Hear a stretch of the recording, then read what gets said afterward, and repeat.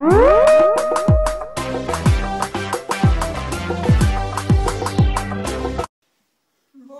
bana mboka, mbote place bozali. Jambo sana, mjambo wakaka na wadada mali muko batoto wa Kivu, Nord Kivu, Sud Kivu, Manyema, Ituri, wote mina wasalimu. Mina jua mgini yetu hana amani. Na ngonga oyo mboka na biso esali na kati ya bulu yeki. Toyebi community momesano. Me ba mesana kana liwa te. Ezala ke liwa na eyaki na ndenge moko ya accident. Me ezali te liwa oyo ba pesi yango ba forme nyoso. Ba zweli yango ba mesure.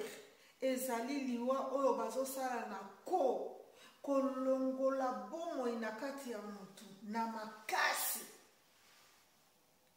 Wana vraiment ezali loko toko tolere yango lisusu te. Lelo tolobela sujet mibale. Ya liboso tolobela makambo ya MONUSCO na kati ya Congo. Eloko nini ya mituya MONUSCO asalela biso depuis bakota na Congo. Ya mibale tolobela makambo ya Jean-Marc Kabundi. Avant tokende na masolo na biso na pesi bino mbote bandeko na nga de partout place nyonso bozali vraiment na pesi bino mbote. Bana Kishasa na pesi bino mbote. Merci pona ko partager ba video na nga vraiment na pesi bino merci mingi. To partager ezali pona bolamu na biso moko. Tamba mosusu bazali na occasion te to maele esuki oya mketo tindeli bango ekobakisa to ekofongola lisusu maele na bango epi batombwami comme ça bakontinue na mosala. Wana ezali très important.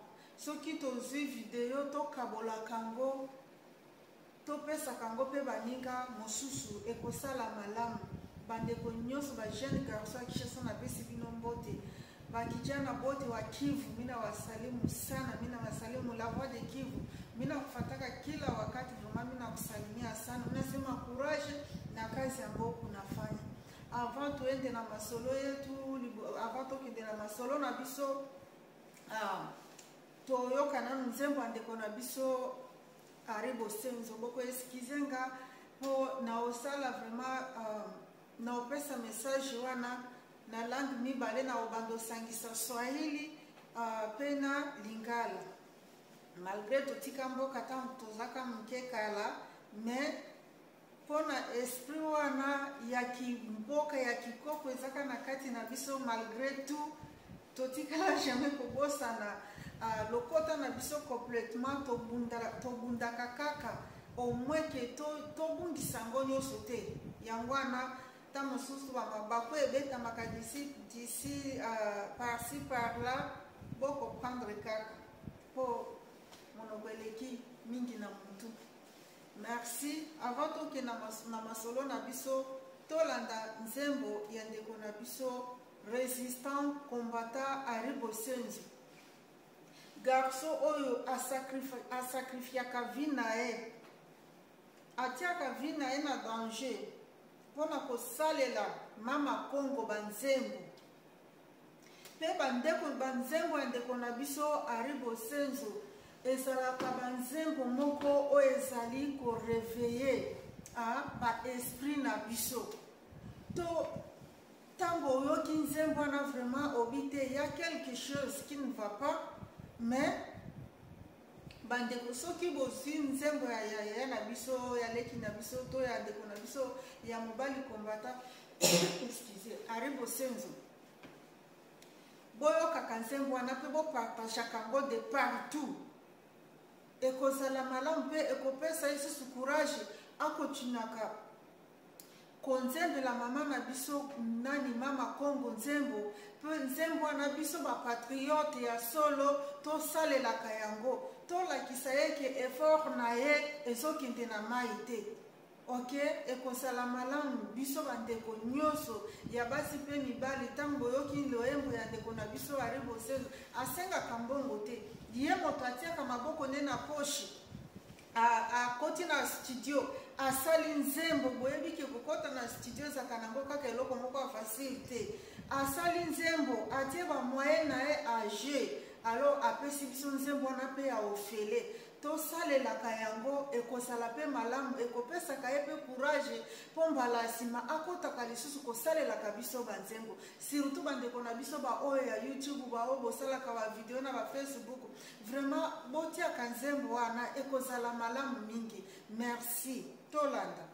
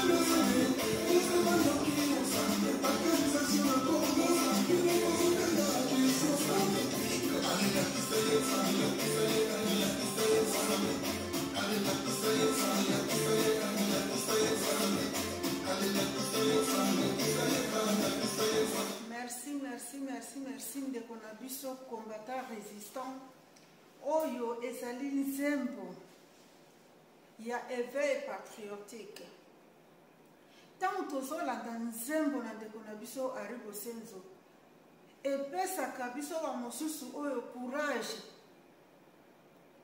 kolakisake ya solo totelemela mboka na biso ngonga ekoki ya kobima libanda mpona kobundela mboka na biso tolembi tokozalaka te toujours tozalaka malamu na bavoisin na biso na ntango bango moko bazali mabe epa na biso ye moko Paul Kagame alobi ete tokelamaka te ke tozalaka kaka malamu na bavoisin na biso oyoki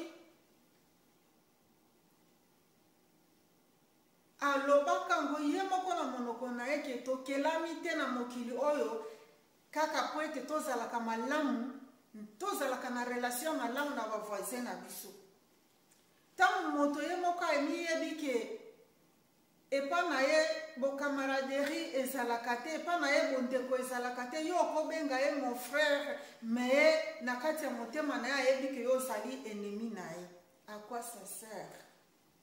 Ça ne sert à rien kobondelaka moto oyo aomérite yango te po tobunga na masolo na biso te tolobaki tozoki olobela makambo ya MONUSCO na kati ya mboka na biso Congo. So nalobi Congo, cela veut dire Congo RDC ex-Zaïre. Po nasepelaka mingi te kozonga kaka koloba kombo ya Congo to epesaka kaka mwa confusion. Ozomona na libanda ya mboka ti lelo batu mingi babengaka na bango ka Zaïre. Parce que oyoka kote o Congo Brazza, kote o Congo Kinshasa, en tout cas ezopesa bulu yeke.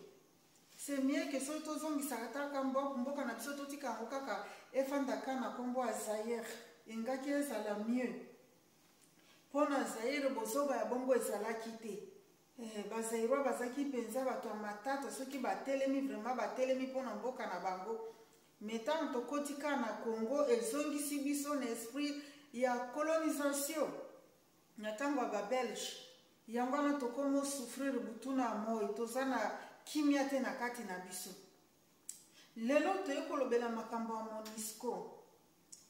MONUSCO na kati ya mboka na biso depuis bakotaka na Congo il y a 20 ans. Dans 20 ans groupe armé ya barebelle et se créé plus de 200 na kati ya mboka na biso. Biso nyonso toyebi eke MONUSCO soki akoti na mboka ayaka mpona kobatela bapopulation ya mboka wana na babie na bango koti ya sécurité autour ya bapopulation wana to na mboka wana mais oyo biso na Congo ex-Zaïre ezali bongo te. MONUSCO aye kopesa trouble na kati ya mboka. Na 20 ans MONUSCO afandi na Congo,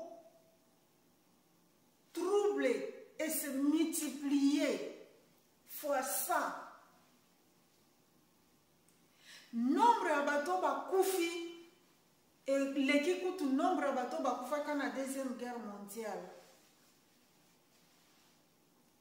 Basi ba viole bana ba viole bamibali pe ba viole bango.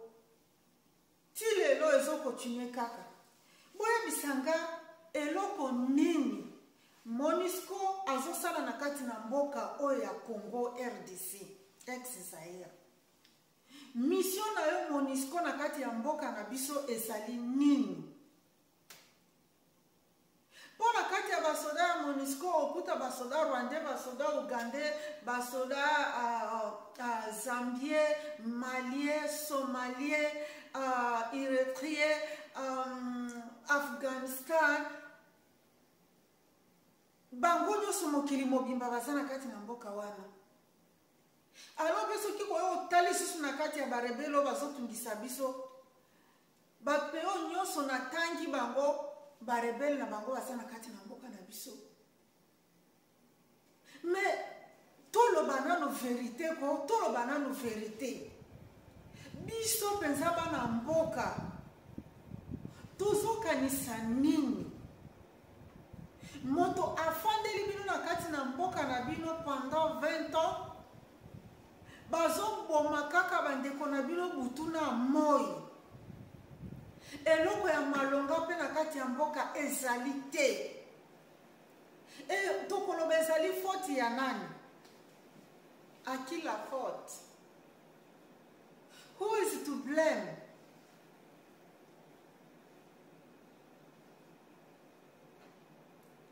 Pendant 20 ans, au lieu mboka ekende liboso, mboka na biso se reculé et comme vraiment na se. Ata lelo bato balobaka Mobutu mabe. Mobutu azaki vraiment 100% mabe te. À cause la peut-être à 30% mabe, mais 70% malamu. Tondi makayango.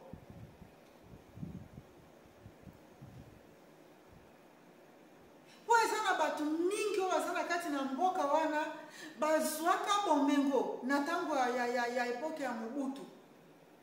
Barishi bazalaka ebele na kati ya mboka na biso na Zaire à l'époque. Boa bisanga lelo botangelanga kombo ya ba millionnaire congolais ya RDC baza combien?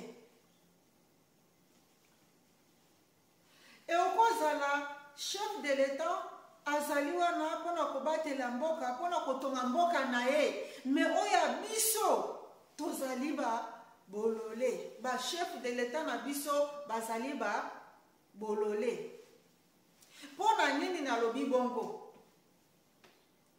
Bango bayaka na pouvoir non parce que peuple aponaki bango mais parce que décideur décider que yo okokende na ngwete okofanda wana mais yo osalelaka biso. C'est ça le problème. MONUSCO aye na kati na mboka na biso Congo pona kobatela Congo te.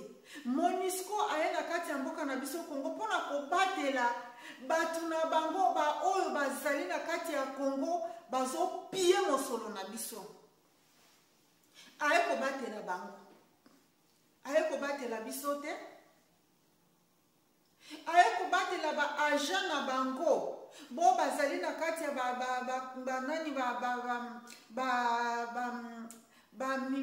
tolo bandeni. Bo bazali na ba compagnie munene na kati ya ba zone minière na mboka na biso. Ayende kobatela bango, aye kobatela peuple congolais te.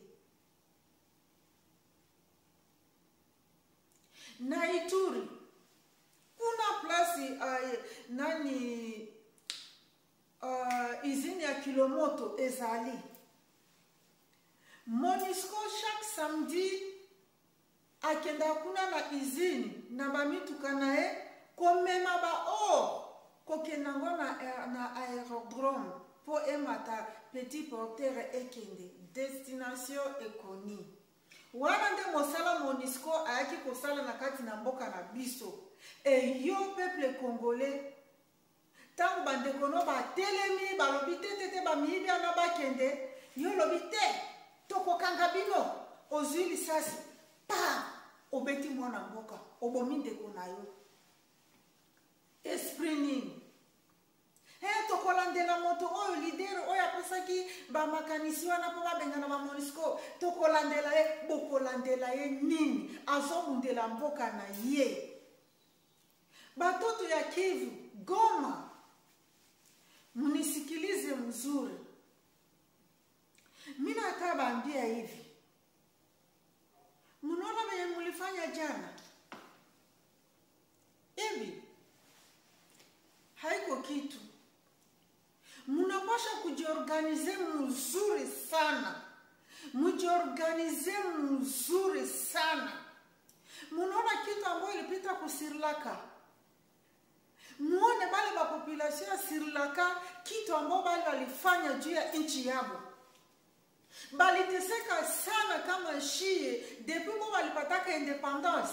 Balikuwa banateseka ba president yabo balikuwa naangalia tu mfuku yabo, banajenga manyumba yabo, banekala mzuri na familia yabo, banatuma batoto wao baende soma Bulaya, lakini ba peuple ya ile mwingine balikuwa banateseka. lakini siku bulikucha wale abakulamuka tu leo hivi wasema tutoke kubarabara, muli kama mlifuata mulibafataka. Balifanya à peu près une semaine ya mobilisation kuetandia mkini yabo yote. Benye balitoka kuma interiere yote ya pays balikuye, balikutanana wote fasi moya. Sawa walikutanana alafu bana decide sasa shio tunaenda. Tukunaenda mpaka kunyumba ya president, tunaenda mtosha hako. Jushinjo tulimuweka hako lakini haku tusaidia na kitu. Sasa shio tunaenda mtosha hako atoke. Naba polisiana walikuwa washa choka. Naba sadana nao pia walikuwa washa choka. Munaya kama pouvoir ni kumkono yenu nyimba nani wa population nito muku na pouvoir. Munaweza saidia na baskari yetu, munaweza saidia na bapolisie yetu. Kama munataka kuenda juu ya manifestation, munapasha kuitanga nyie bote.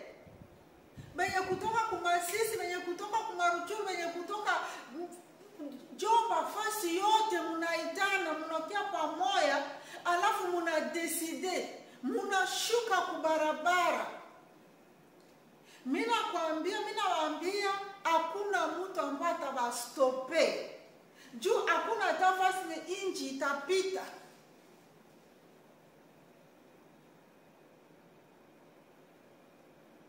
Musiende kamata tu watu wawili watatu munatoka kubarabara yetu tunafanya hivi tunamwaka mama hivyo kubarabara. Hapana, ile haiko manifestation. Manifestation d'abord munaenda manifester juu muko na uchungu ndani ya moyo wenu, muko na kolere ndani ya moyo wenu, roho yenu isha chanika, isha tonyeka, kuko na matundu. Mwaende na damu isirikile mzuri kuro yenu kwake tena. Alafu ile siku muna decide munasema leo iko eyoma. Bije bitakuwa bikuwe. Mutoke nye bote, hapana tu grupu ya individu kidogo hivi banatoka sawa na batupia gas lacrimogene munakimbia, kesho munarudia kwa nyumba munaikala. Bale watu wanaendelea tu kuikala pale kwenu, wanaendelea tu kubaua. Iko droit yenu. Mwingine yenu village 5 iko récupéré. Na mama tu kunasema village yenu 5 iko kumkono wa adui. Depuis Felix alienda Angola, alienda signé yujuye ni mtu wa madil, alienda signé deal na Kagame kule kwa Angola ya kusema ke anaacha vita. Baba kamate yenye wanataka kukamata wakamate. Yeye kanatoka mbele banani ya wa journalist anasema ke ni amana, kuna amana gani baendelee kufanya vita ya bujinga, ya vitu ya kukosa amana. Mwingine yetu juu ya kulongo yetu huko nasema vile vita ya kukosa amana. Felix alisinye akaambia FARDC wasipigane tena, anamwambia muache vita biishi, bo wafanye wenye batafanya juu Kagame before aende kule kuile nani meeting. Kagame alisema hivi, yeye kunaenda muitu anataka maneno yote kuwe sawa. Juu yeye aliongea na Felix direct, aliambia Felix maneno yote. Hii tour yako anaenda kukutana na Felix, anataka maneno kuwe sawa. Kama Felix haku résoudre le problème, sasa tarudia.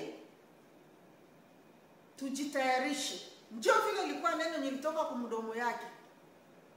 Jua ile neno kaogopesha Felix. Felix kuna jiogopea yeye mwenyewe na familia yake. Felix haiko jiogopea nyie ba people ya Kongo. Kama alikuwa hivi Felix angitika kusema ke baache vita, ile vita isimame, hii maneno ishie pale. Sasa ile village 5 bakaji wote wanakimbia biko Uganda. Ile village 5 nabakia. Banani batarekipere le village. Sasa wanaacha kuleta watu nje ya kuficha biko wanabaingiza kule ma village. Eske mnayoa kweli? Mimi nasema hivi, batoto ya Kivu, Nord Kivu, Sud Kivu, na batoto ya Ituri mushateseka sana, munawawa kama banyama, kupita na banyama, munawawa sana. Kuko wakati sasa ni mukamate deste yenu kumukono yenu, mukamata deste yenu kumukono yenu. Juu mkisema muku nategemea gouvernement ya Felix, hakuna kitu ambayo atafanya. Basodetu wanakufa wa mingi sana, biko wa innocent. Basodana biso bakufia bele vraiment bakufia mingi na fo. Na kati ya motema na bango bayeba kike bazobundela mboka na bango. Mesiko Felix yake a frené makambo nyonso po déjà a signé lisusu accord na Kagame. Alors bozomona makambo ndenge ezokende. Na bino basoda place bozali, ta mosusu bofandaka pe bokanisaka. Ok? Bozalaka pe na bwanya, bosufrire mingi. Nazomona mokonzi na basoda na biso o bazali ba gouverneur na Nord Kivu pe na Ituri. Teni ya malonga ezali te na nzoto na bango. Bazaka na teni moko o bazolata butuna moi, teni moko batikala jamais ko changer teni. Teni ese nzuluka na nzoto, enzuluka butina makolo kutu koloba te. Et bino bo continuer ko obéir. Mutu oyo apesi bino changement te na kati na bile boza nango te. Biso ba peuple no ya mke toza nango nde tozozwa tozolesa bino topesa bino makasi na courage. Pourquoi bokoyo ke la biso mawate? Pourquoi bokoyo ke la biso mawate ba faire de na biso? Ba papa ya bolingo. Na kati na bino ezali na ba o babundaka bitumba ya 96. Na kati na bino pe ezali batu ba oyo babundaka bitumba.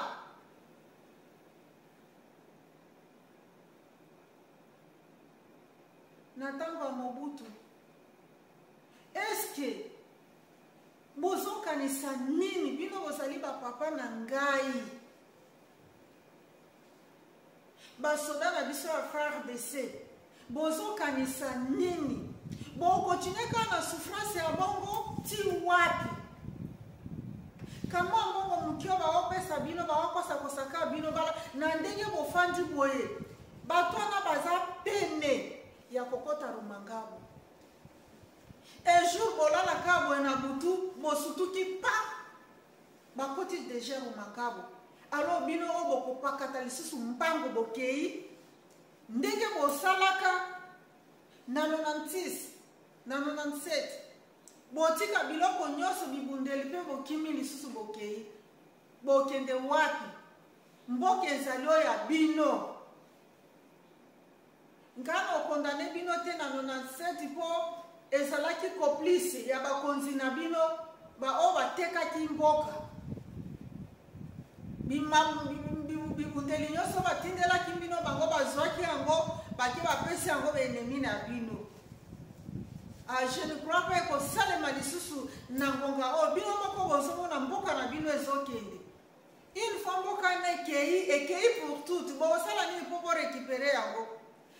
Papa Félix a rendre biso mauvais service. Tolobaka yango vérité.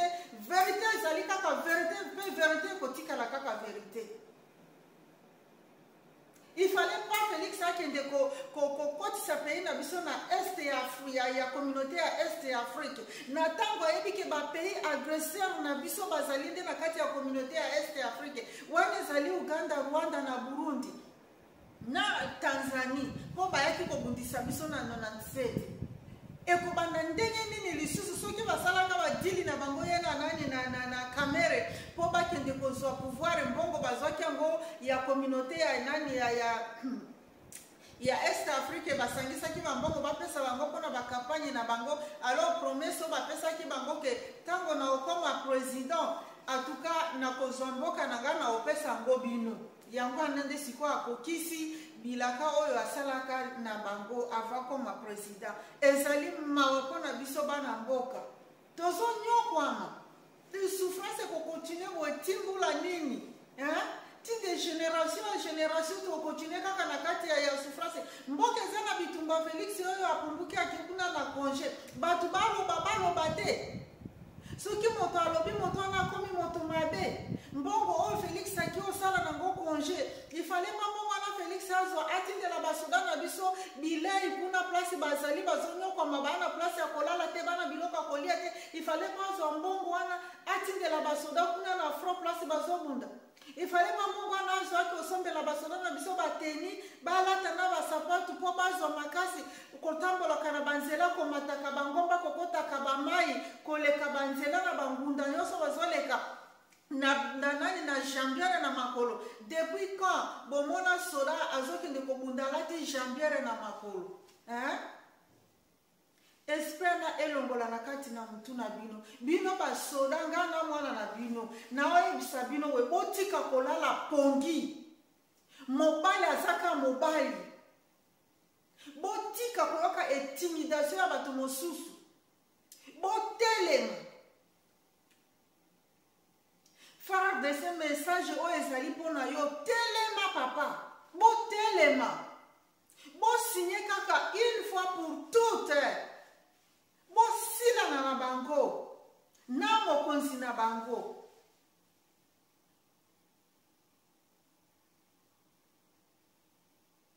Ezali malamu te bokontinue kaka bongo te. Il y a des années et des années bokufaka kaka bozokufela nini femme de se bozokufela nini wana ke zapa oyo nazoloba makama femme de se ezali kaka na nzela moko na Monisco na deviete naka na kati ya sujet po ba Monisco na pe bazali basoda ba Monisco bakoti na kati na mboka na biso dernièrement awa Kagame akize bango alobi ete Monisco basanganaka na FARDC et puis bazobundisa bango boyebisa ngai Monisco na FARDC basanganaki mikolo nini mpe bakobundisa Rwanda. Ezalaki clair Kagame alakisi yango ke koloba ke M23 ke ezali basoda na ye alo yango bobangi ye po azalaka rapide mpona kokoma bosakana na Kagame te Kagame akomaka vraiment mpona koakize bato azali namba 1 na mokili numero 1 mpona akization akende koakize biso na 1997 na États-Unis na baunion européenne tobateli banguna na ye na mboka na biso bapesa ye nzela po akende kati kokindo mutisa biso tozalaki ba innocent tosala Rwanda eloko te. We never did anything wrong to Rwanda. We never provoked Rwanda. We never fight Rwanda in our entire life. Even our grandparents never fight Rwanda. But Kagame went to fight us in 1997 for no reason. How many people died in the Congo? We cannot call that a genocide. How can you just move from your country? You go to neighboring country, you're going to kill them for no reason, just because of their hospitality. Tokufi mingi.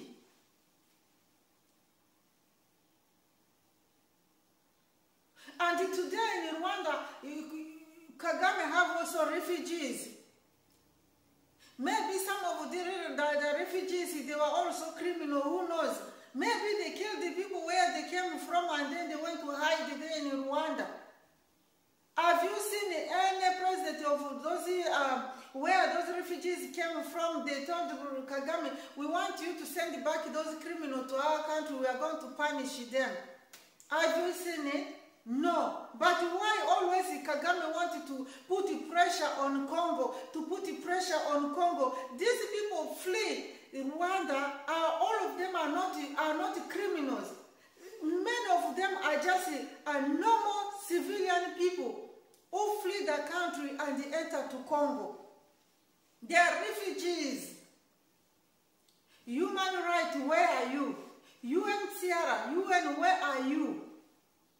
Why are you not sending anything to Kagame to leave these people in peace and leave Congolese in peace? MONUSCO, you were in Congo for many years. You did nothing to help Congo. Nothing. Congolese people die day and night. The women have been raped, the girls and even the kids, even 3 years old, even 6 months old baby has been raped in the Republic Democratic of Congo. You, MONUSCO, you were there and you knew it.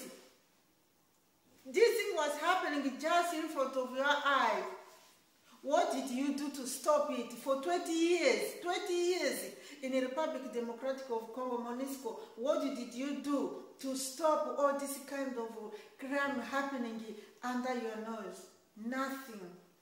You did nothing. Did you really go to Congo to help Congolese people?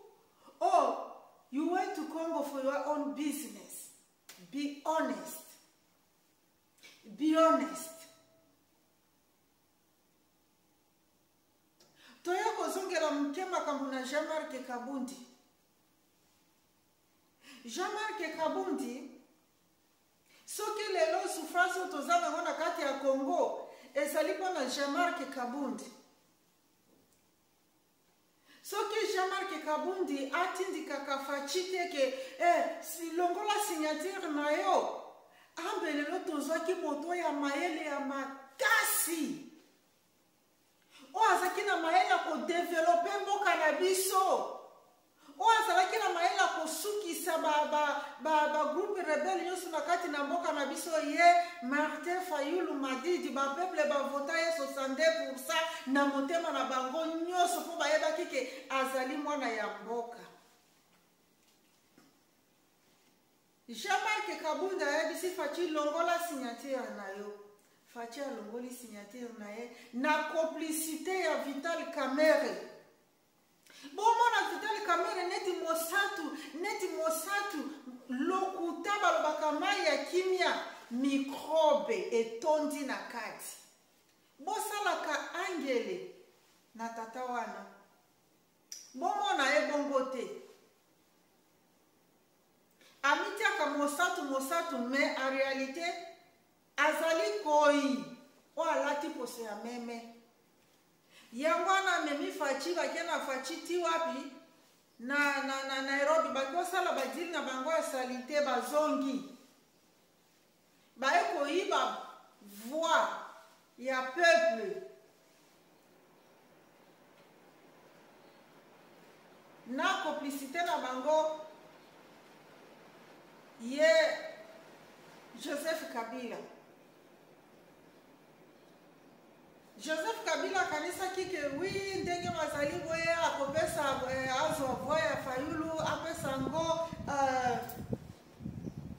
fachi comme ça ndenge fachi ebi makambo te gouvernement ebi makambo ko diriger mboka te yesiko akobanda kosala boye basanga na boye mais fachi ndenge azaka male très male ki okutana na bandeko no bazaki na poto bambalima ya poto basala kala ya poto bato bazaka na mosala te bafazer ya poto asangisi bango aye kokotisa bango na gouvernement baraverse Kabila basombi badepute corruption ya niveau moko ya likolo basombi badepute ya Joseph Kabila babalukeli Joseph Kabila infidélité bozomona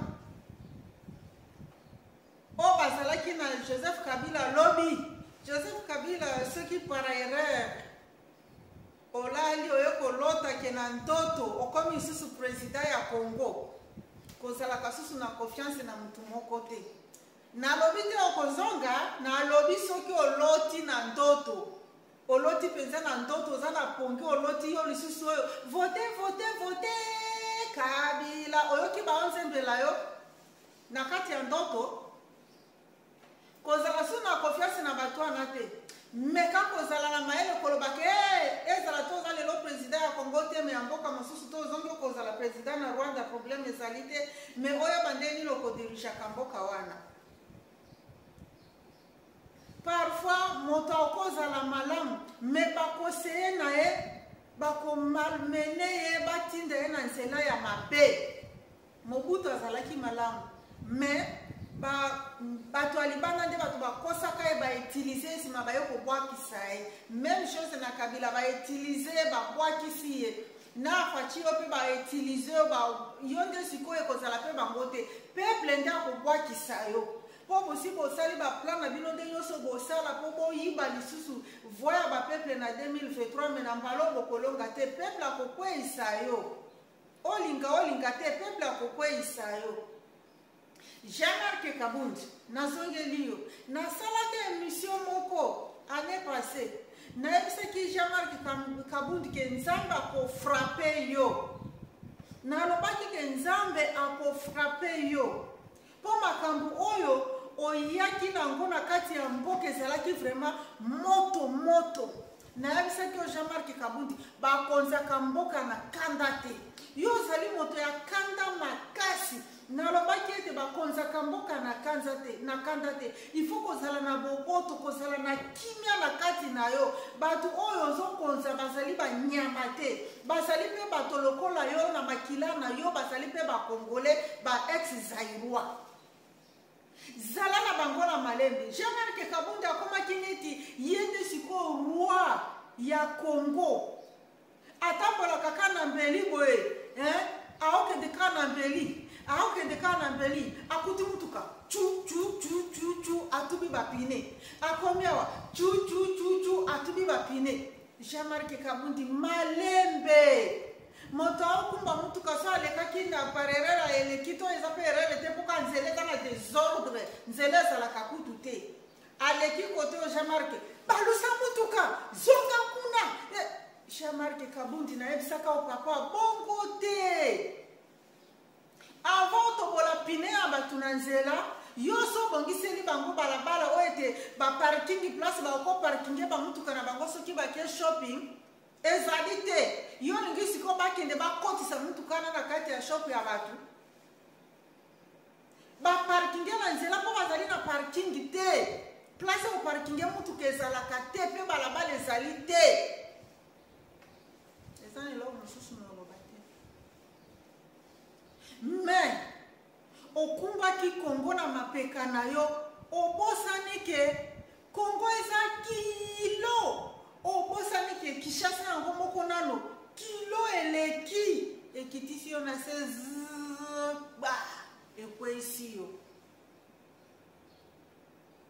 Lelo yo bimi lisusu moto alia na ndoki ye pa aza nani aza ndoki. Otamboli na moyibi nzela moko yo poza moyibi. Otamboli na Joser ndenge moko yo komi Joser. Yo tomonaka na kingakati te kundu omati na kunda tomonaka yo obandako kanisa nini. Jean-Marc Kabundi omoni eloko nyonso efutamaka na mokili oyo. Tout ce pays ici bas et le baba français nalingaka langue yana te. Nyonso efutamaka kaka awa na se. Moto akoso te koloba mabe nyonso okosala ntango okokufa nde okofuta lokuta. Osali mabe okofuta mabe, osali malamu okofuta malamu. C'est ça le principe. Ce qui va le principe, ce qui est le principe na éviter. Bomoni lelo oyo omoni ndenge yindelo nayebisaka bino bosalaka keba na Félix azalaka kameleyo achangeaka na ye bacouleur. Ye moko alobaka ntango Kabila apesaka ye pouvoir alobi ata soki ozali mwana mai na ngai soki osali mabe nakokache yo. Alobaki ata soki ozali ndeko na nga soki ozwami na kache yo. Même chose azalaka nde na atrahiraka kaka trahison sur trahison. Abandaki na Kabila akomi na kamere lelo oyo na yo lisusu yo Jean-Marc Kabundi okanisaki ke oyo nyonso ozosala oyo nyonso ozopanza ezali mpona gloire ya Faci na yo me oyo kosimba place basimbaka te amoni bolamu nyonso osalelaki ye te amoni basouffrance oyo nyonso ozwaka mpona ye te abwakisi yango sabo nde nazoloba boye peuple congolais mpona kosukisa peuple congolais place nyonso ozali fongola misu mpo nayebi te soki bozalaka nde nini surtout bino bakinois nayebi te soki bozalaka nde nini ifo bofungola misu ngonga esi ebeti ngonga ebeti bofungola misu eza susu ngonga kolala pongi te botelema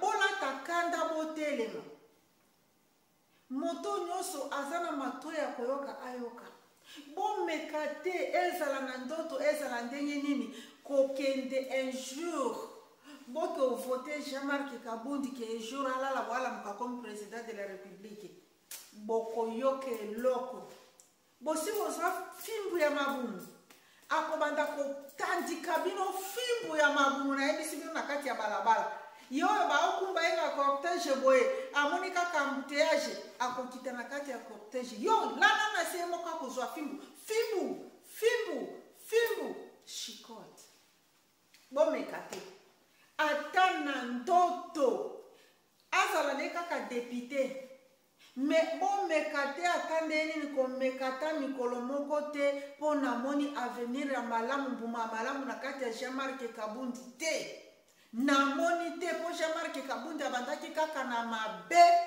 au début abandaki kaka na mabe mpe akosukisa kaka na mabe botika ye aloba oyo alingi koloba asala oyo alingi kosala ezali droit na ye mboka ezali na démocratie ezali te soki moto abimi apesi point de vue na ye bokangi ye ntango abimaki alobi napesi Faci 24 heures a retire signature na ye soki bongo te ekoyinda e pourquoi bokangaka ye te mpo abanda kosalela bino bolamu bino bato ya IDPS bokangisaka ye te me lelo ntango aye kodenonse ndeko na ye akomi moto mabe epa na bino botika dictature Mobutu azalaka bongo te bino te bato bopakola Mobutu kombo ya dictature Mobutu azalaka dictateur te na oyebisa bino oyo kosua ye esui ye Mobutu azalaka nde moto ya ordre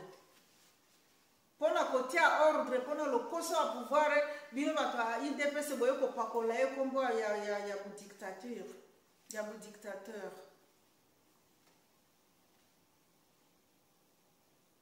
yoyo abimi alobi na ye verité apasoli na ye poke libanda esui bino bokomolandela ye bino moko bopesa kombo wana bolobi démocratie démon na kati ya récréation démon na kati ya récréation démocratie c'est ça oza na mayele ya kososola asosola ya koloba eza mingi me lelo tosuka awa poso tokontinue tosala ba 2 heures du temps alo ifo mpe kokelukila bana lipa poso mpe osali te okolia te ata bible ye moko elobi obiki okolia na motoki na yo moto asali te alia te tosukisa awa atuka moto nyonso akozwa mabaku ya kolanda video oyo landa yango ntina suka ezali te mpo soki olingaka nga te okoyoka makambo nazoloba te ezali bongo te ata olingi nonga te probleme eza nango te nga nalingi na ngai yo me toza nde aka mpona kolobaka verité partage video oyo na bandeko basusu baso bopesa soki ozwi otindeli moninga moninga mpe azwi atindeli moninga epuis bosabone na chaîne ya Sauver le Congo Mimi Denise TV official bosabone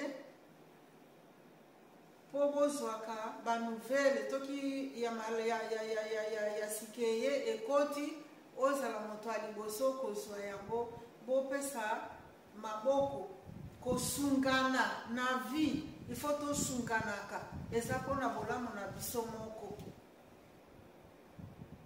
Merci mingi natondi bino matondo place baso bozali napesi bino mbote nalakeli bino semaine ya début ya semaine ya malamu malgré que mboka eza na bokoso mais tozolonga kaka tozolala mpe tozolala mpe tozolamuka nzambe akontinue kopesa biso nguya na makasi tokontinue kaka me tolala pongi mingi te totelema mpe tosala quelque chose po ete mboka na biso ezala libere tokoya lisusu lobi na masolo mosusu to na makambo mosusu mpona kopesa message na bandeko na biso ba Congolais ex Zaïrois place baso bozali. Merci beaucoup.